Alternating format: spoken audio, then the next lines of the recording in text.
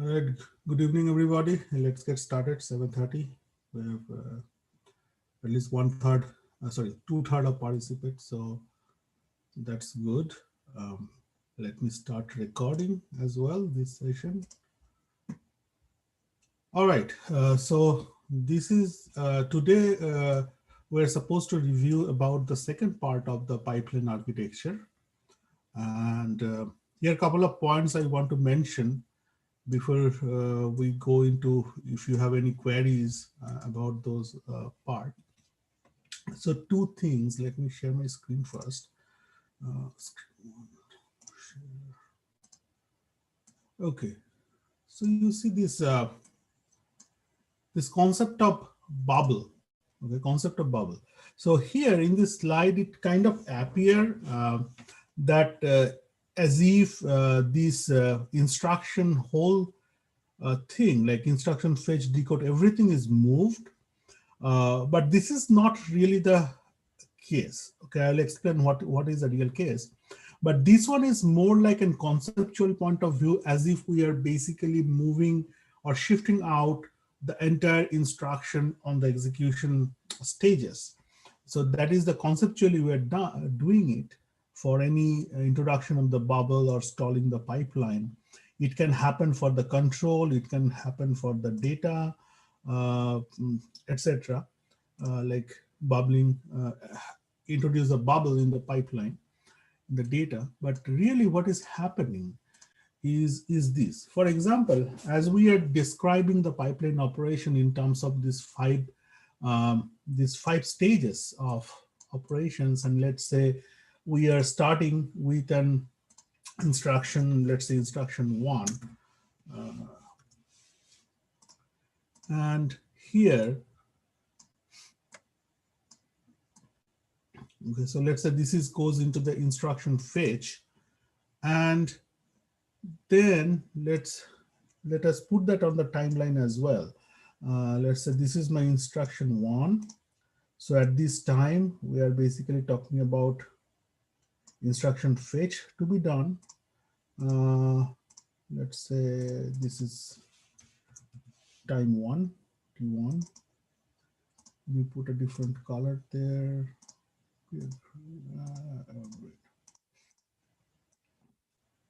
Time 1, okay.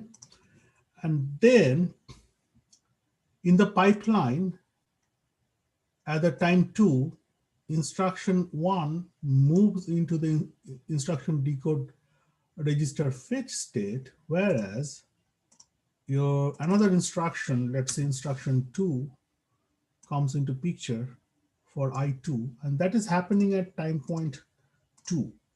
That is happening at time point 2. So at time point 2, we have instruction decode for the I1, instruction 1, and instruction fetch for the I2. So let me just do this.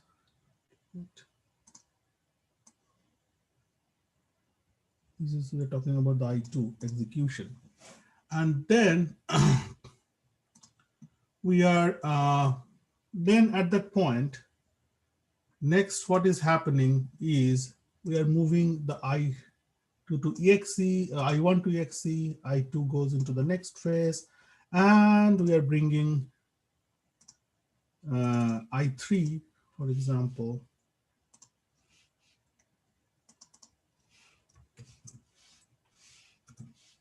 in the pipeline.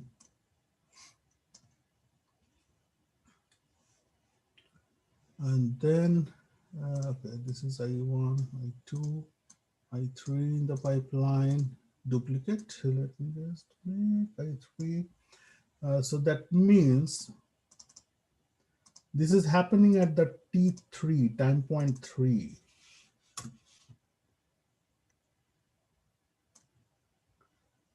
And your I1 moved into EXE, and I2 moved into register fetch instruction decode, and I3 just started with the instruction fetch at this point. And then next time, which is T4,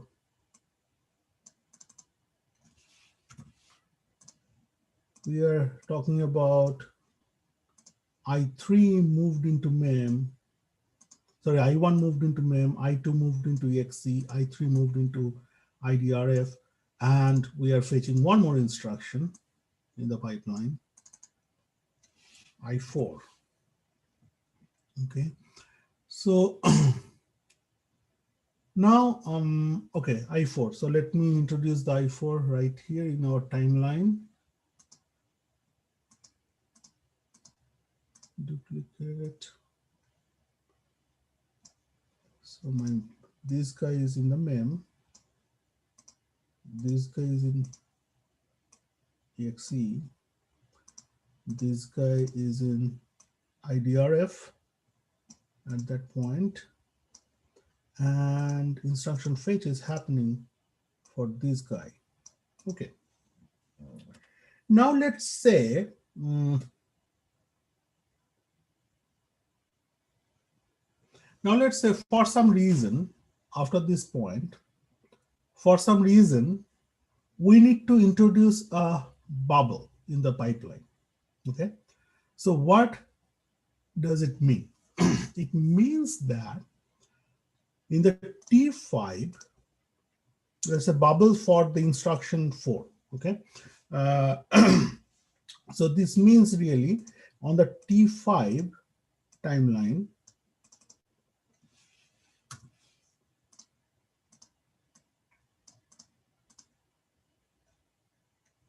we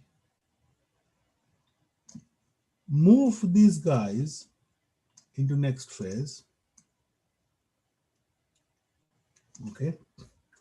And we want to stall a cycle for instruction 4. Okay. So that means your I1 will be in WB, I2 will be in mem, I3 will be in exe,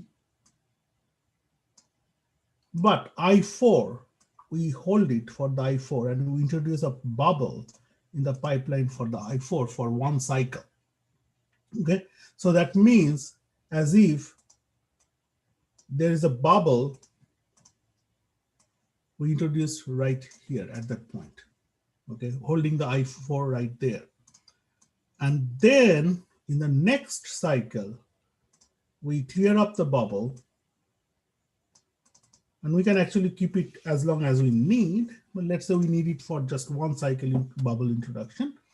Then on the T6, this will be done. I2 will be moved into right back. I3 will be here. There is no instruction for exe. I4 will be moved here. And new instruction, I5 will be fetched. I5 will be fetched. So I5 will be fetched. That means let me introduce I5 onto my timeline, I5, which is instruction fetch at time 6, and your IDRF for this guy is at T6, and I3 is basically going through the mem, and I2 is going to write back. Okay, and then it will go forward from there. Like, let's say there is no more instruction. So we'll have on the T7 side, we'll have this guy is done, thrown away. I3 moved into write back. Bubble moved into mem. Conceptually, this one is done here. Then what will be done? I2 is done. This guy is in T7, exe is in here, and this guy is there. It is on the T7, and T8 cycle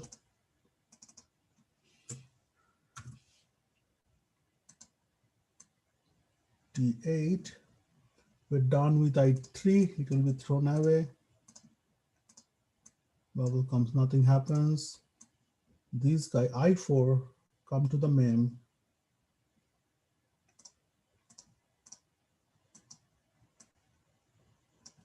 And exe for I5, instruction I5 move here. And then on the T9,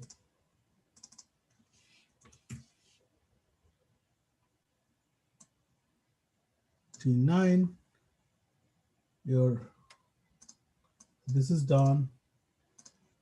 And then I4 will move into the right back, I5 to the mem. So duplicate T9 here, mem here. Okay. And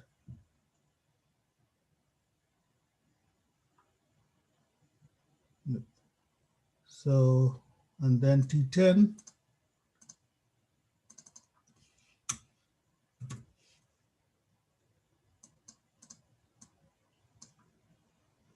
This is done. Thrown away. This guy goes into here on the T10. And next cycle, it will be just done, thrown away, and we're done there. So here you see there is a bubble introduced at this point, T5, and it basically conceptually moved I4, I5, all of them by one clock cycle. Like, it was supposed to be without the bubble, the I4 supposed to be done at T8, and I5 was supposed to be done at T9, but since the bubble was introduced in the pipeline, we moved forward at that point, move forward every other instruction into the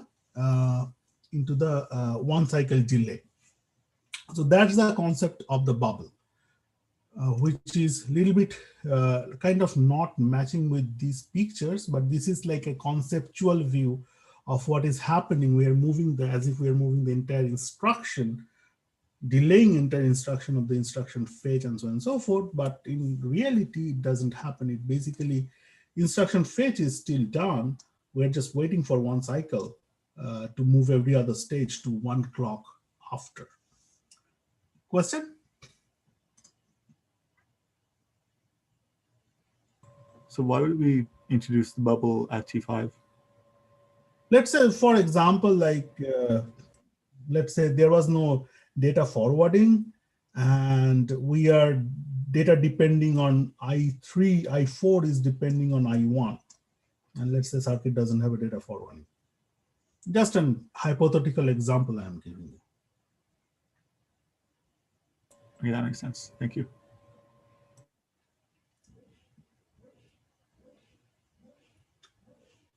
Okay, and then about the control hazard, there is one point I want to mention here.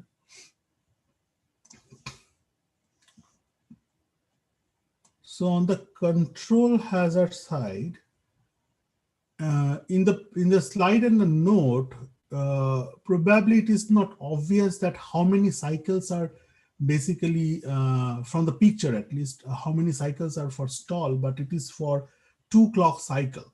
It's not just the one cycle. So make sure you understand that part. Though there is a bubble, one stage of bubble shown there, but it, in fact, the 2 cycle bubble actually basically next to instruction purges from the pipeline if my branch prediction is wrong in that scenario, in the situation. So that means we are basically stalling the pipeline for the 2 cycle. So make sure you understand that part and be clear on that. Okay. All right. So at this point, let us do one problem, one related problem. Let's say it is like this.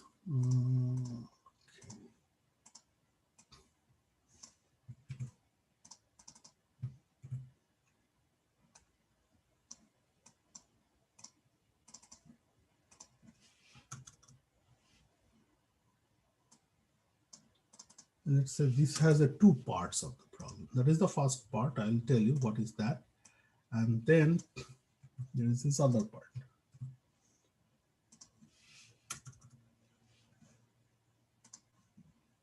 Okay. So there is a stage pipeline processor running on a 1 gigahertz clock. And it's a following this branch taken strategy. Like this branch prediction is always branch taken. And it is running a benchmark program with the 5 million instruction in total to be executed. Now, 25% of these instructions are conditional branch instruction. Okay. Out of this 25%, out of this, the branch instruction, okay, 65% of them are branch not taken condition. This happens to be during the execution. 65% of the branch instruction executed, and that cases were branch not taken. Now the 35% of the rest of the instruction, this is rest of means this, your 75% is a non-conditional branch, right? 75% was non-conditional branch. Out of those non-conditional branch instruction, 35% of them causes a data hazard that cannot be solved using forwarding. The question is, how long will it take to complete this benchmark program? First problem. Second problem is that if the processor in this Q1, let's say this is in the above, processor above, implements other way, like branch not taken prediction strategy, what would be the performance gain or loss in that scenario with exactly this benchmark scenario? So that is the problem we need to solve. And let's take about maybe like 5 minutes yourself. And then I will open up the breakout room for you to discuss with your study groups for another 10 minutes. Professor, Yes. I had a quick question about bubbles. Sure. Is a bubble something you just implement like on your own, or is that just like a data hazard that comes in? Like, would you forcefully implement a bubble inside of your process to stall it? Is the control unit that decides when to inject a bubble in the pipeline. Okay, but is there like a benefit of injecting a bubble, or is it the scenarios which you cannot resolve by data forwarding, or inevitable case like branch prediction become wrong, you need to stall the pipeline for those cases, and that way you need to, like, controller needs to introduce a bubble in the pipeline. okay? Makes sense. Thank you.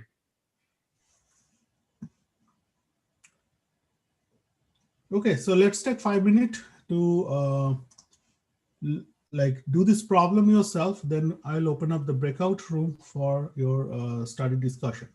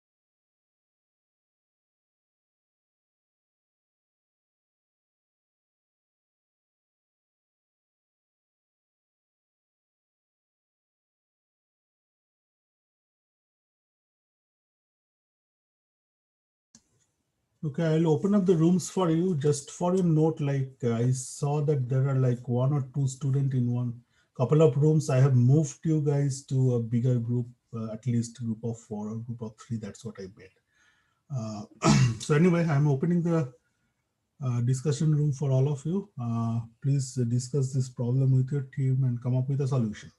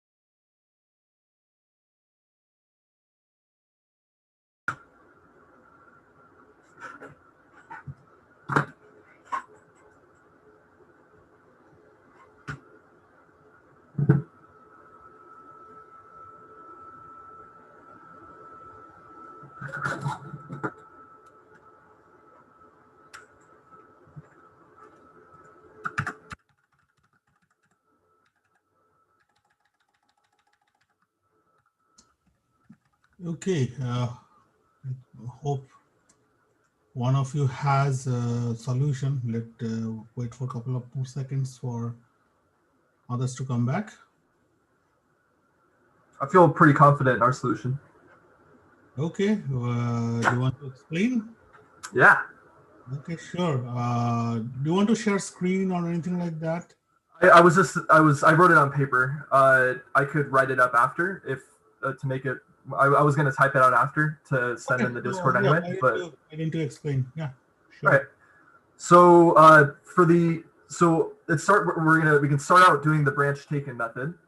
So each branch taken instruction, or like each conditional branch instruction in which you do take the branch, will only take one cycle. And there are 0.25 times 0.35, that many times 5 million, but we'll do that later, of those. So those only take one cycle. The not takens will take 2 cycles, and that's 0.25 times 0.65. And then that's just from the percentages given.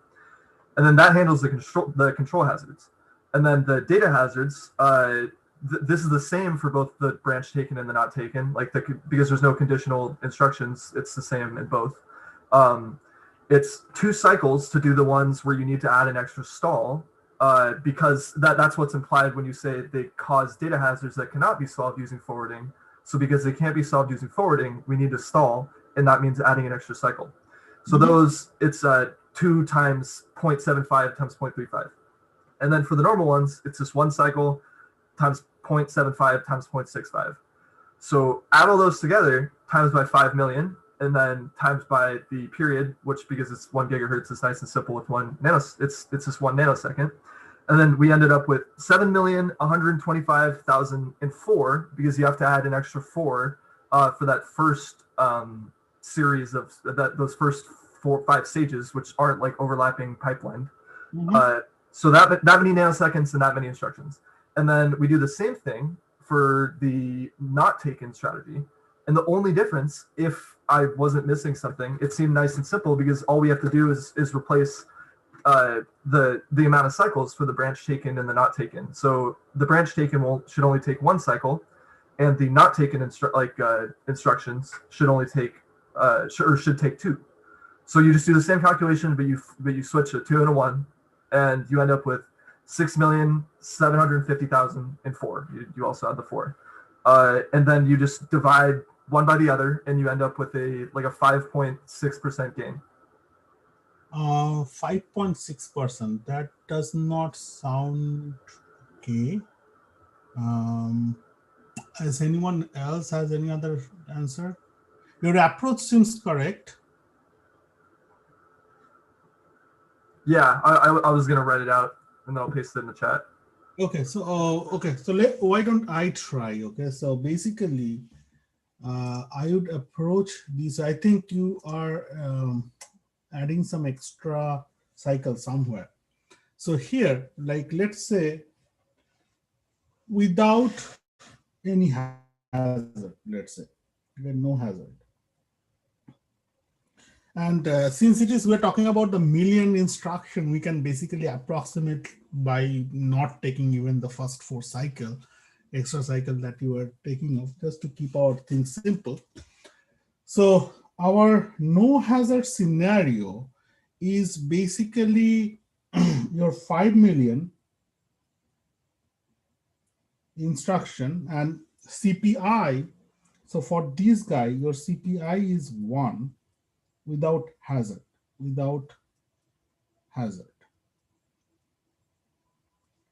And your time period is 1 by frequency, which is 1 gigahertz equals 1 nanosecond. So no hazard, 5 million instruction is equivalent to your 5 million nanosecond. Now, out of these 5 million, Okay, now before we go into the hazard and cycle, two crucial observations. Number one is that a data hazard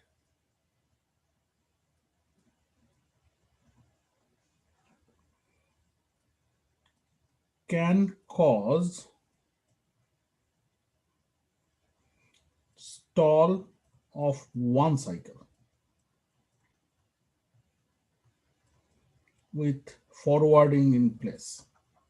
So if you look at the relations between different instructions, you'll realize in the pipeline that if a data hazard cannot be resolved with the data forwarding, we need to have maximum one stall. We should not go, we should not need anything beyond one cycle stall. So it introduced one cycle extra. And second, a wrong prediction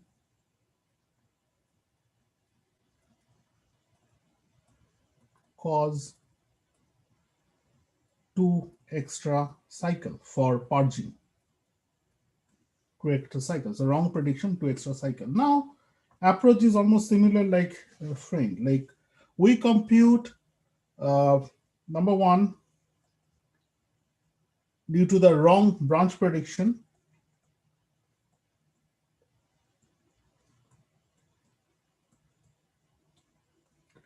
which is like your 25%, 0.25. Out of that, it says conditional branch 35%, no, 65%, which are branch not taken, but that means, but we are wrong for the 65% of the cases, right? Because we are predicting branch taken. So we need to multiply it by 65%, 0.65, multiplied by 2, extra 2 cycle, multiplied by 5 million. So this many nanosecond we are contributing here. And if we compute that, this comes about 1.625 10 to the 6 nanosecond, 1.625. And for the data hazard, so it is rest of them are 75%, and 35% of them causes data hazard. So 0.35 multiplied by one cycle multiplied by 5, 10 million nanosecond, which comes about 1.3125.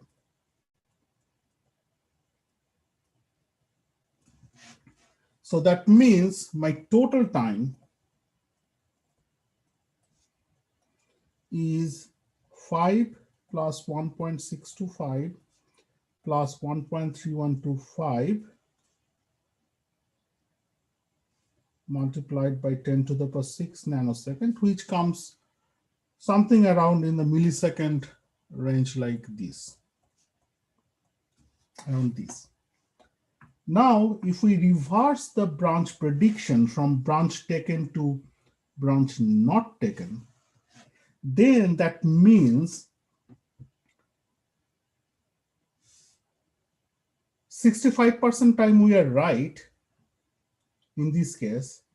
That means we need to change it to 0.35, 35% time now we are wrong. And that computation will give you something around, this one will give you something around 0.857 into 10 to the power 6 nanosecond. So now we add up updated time, updated scenario, 5 plus 0.857 plus 1.3125 multiplied by 10 to the power 6 nanosecond, which comes about 7.1875 milliseconds. So performance gain would be about 7.9375 by 7.1875, which is like 1.1x, 10% gain.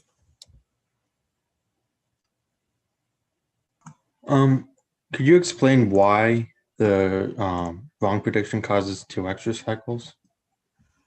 So basically, in a branch prediction, right? Let's say we are, let's say this instruction 3, for example, right? Instruction 3 was a BNE. This one was a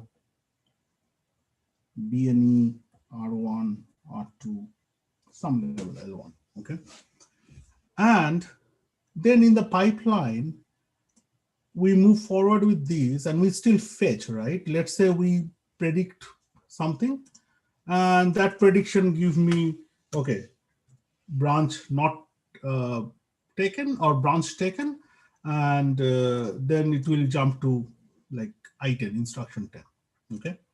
But we don't know whether our prediction is right or not wrong unless we actually complete EXE cycle. So I10 next would be, let's say it become I11, instruction 11. Okay.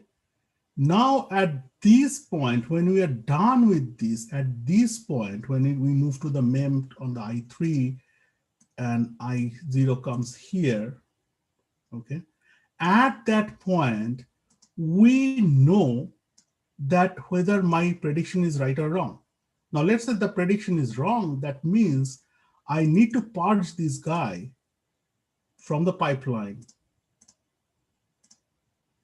and make, let's say, I4, okay, duplicate in place. I need to fetch I4 in this case and introduce bubble in my pipeline.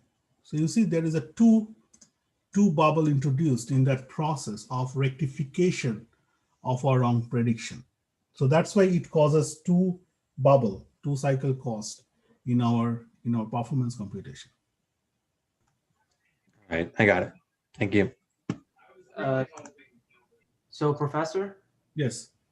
So I saw in like the notes it was only like it only aborted one instruction here. So are you saying that we only know for sure the result of like the branch after the EXE phase, like Yes. right at the beginning of the mem, you know it, Yeah. and by the time you get to the mem, you've already like started two of the previous in. Exactly. That's what I mentioned in the very beginning of the class, that this is kind of somewhat note or somewhere it is misleading.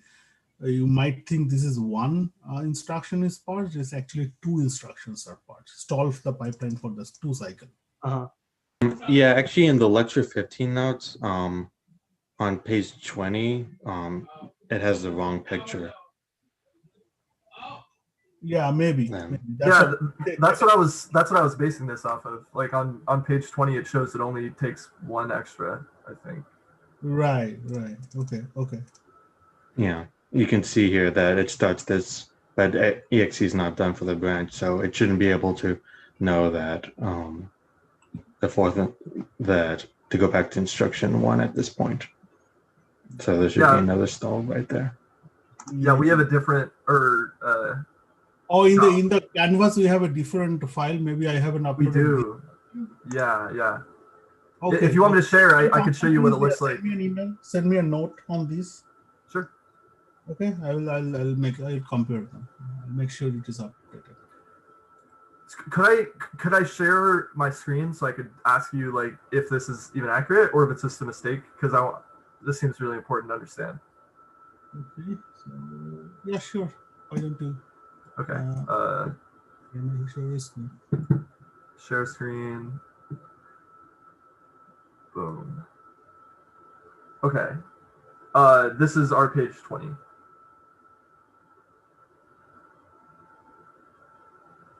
Yeah. Okay.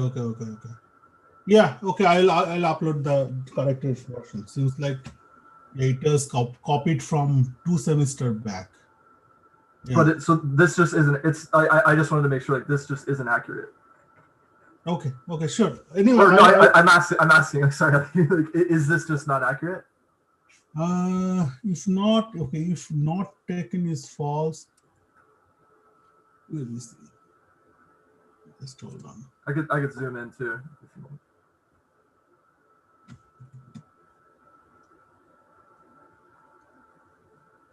So you're page 20.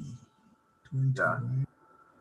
Yeah, we don't have the one with a double like half aborted instruction. We just have this, and we have the stall for a hole. I think it is the older version. Okay, Yeah, sure. cool. Thank you.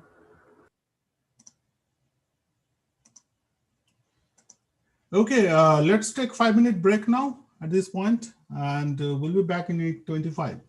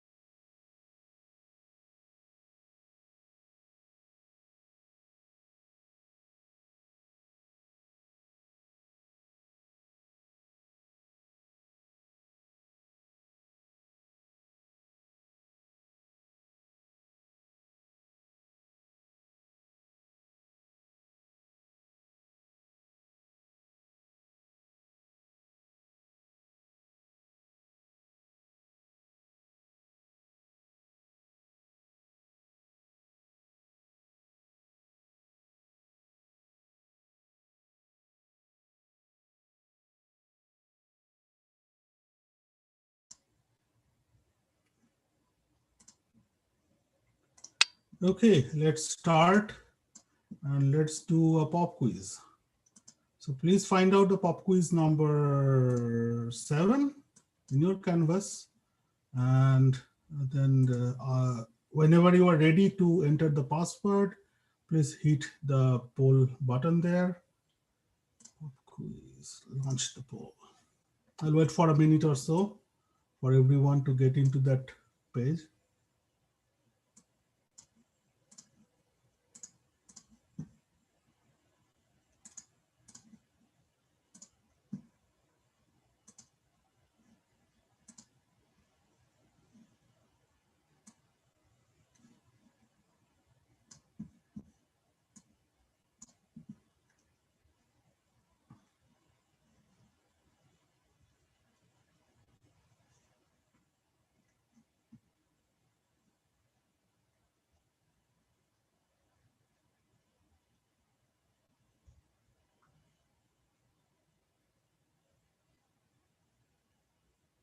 So we have 60 of 76 so far said yes. You guys are ready. Let's see. Let's wait for a couple of more seconds.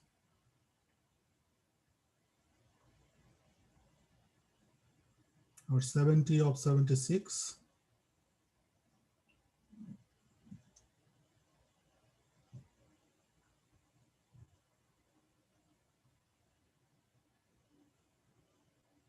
What happened to the other 7%? 71. 5 more to go.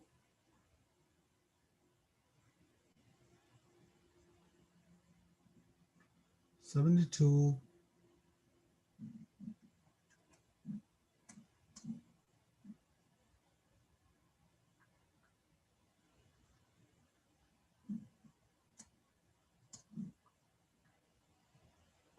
Okay, I will distribute the password at this point. Just hold on. Quiz password. Here it go.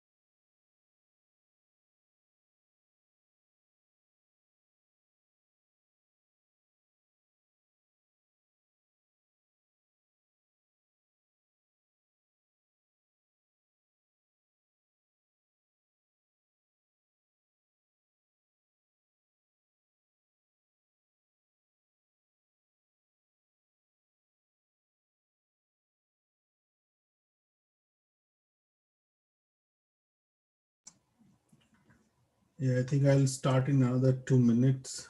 So please wrap up your answers. When it shows you times, you have times.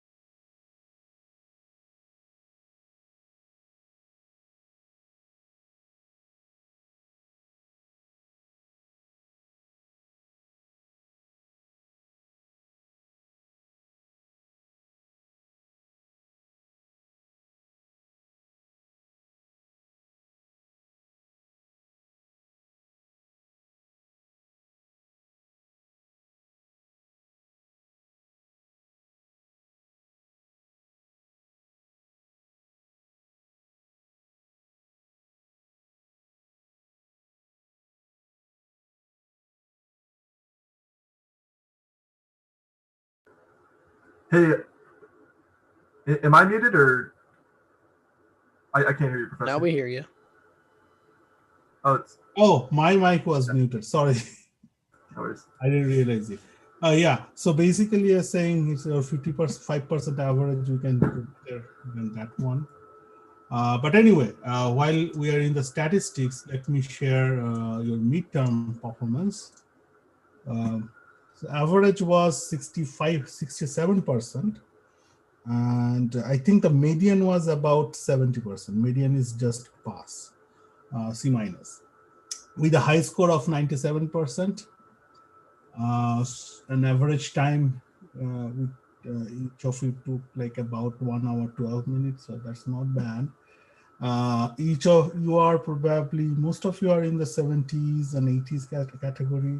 Some of you are on the 60s categories. So I wanted to share with you the statistics at class standing before I publish the midterm score, maybe tonight or maybe by tomorrow. I need to complete some bookkeeping work there. And so that you don't freak out with your numbers or points on the midterm.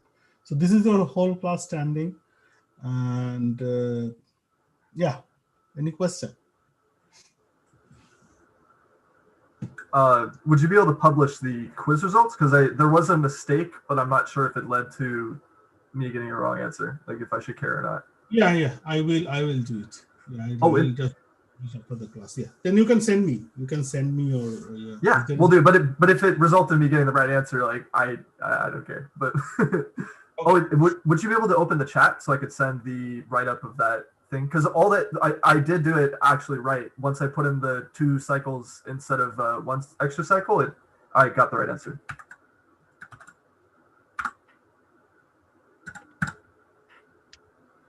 Thanks, Professor. Oh, so your solution. Okay, okay. Yeah, it's the same. Like it's probably the same as yours, but in case anybody wanted it in like text form, I guess. Sure, sure. Thank you for sharing this. Thank you. Okay, so that's all for tonight. If you don't have any other question, then we'll all see you on coming Monday.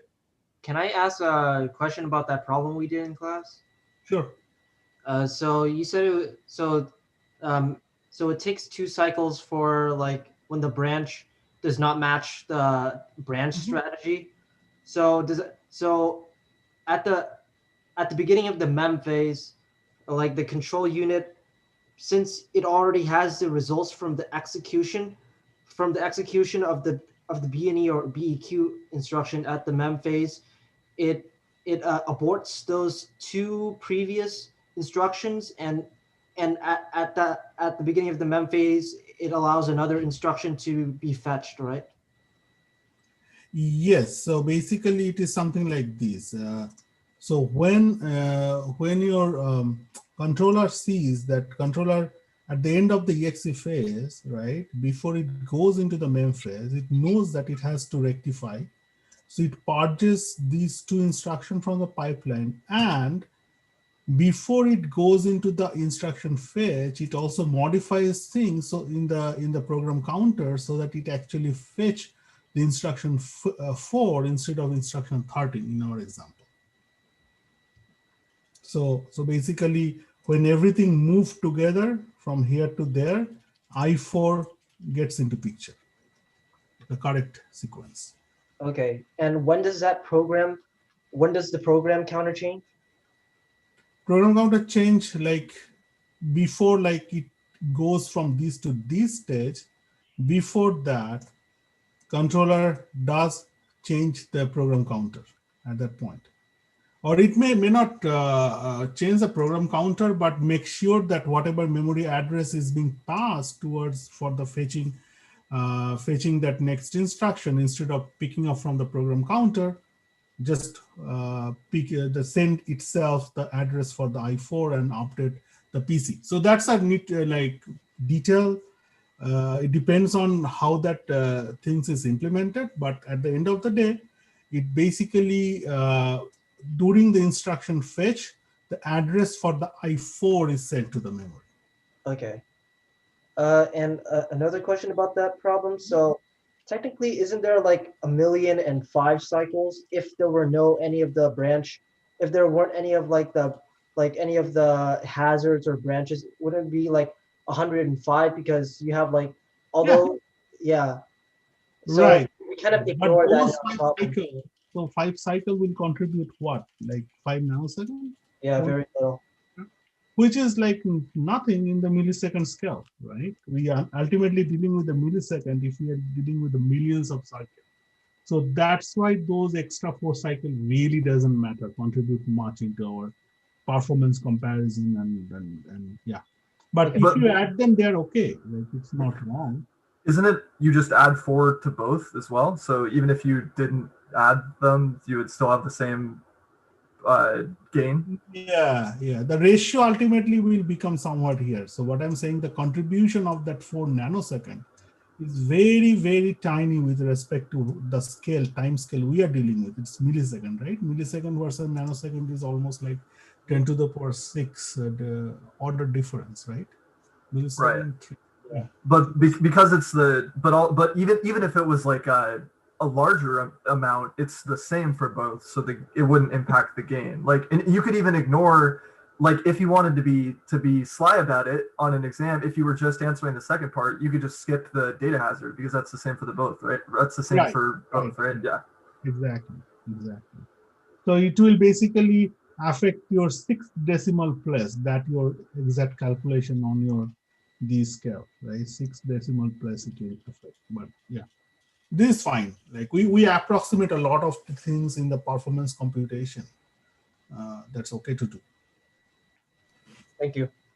Professor, Yes. since you showed us the midterm statistics, does that mean you finished grading the midterms? Yes, Can you reveal the grades on Canvas along with the pop quiz? that's what I said. Like I need to do some bookkeeping, so maybe tonight or maybe tomorrow I'll publish. Thanks, Professor.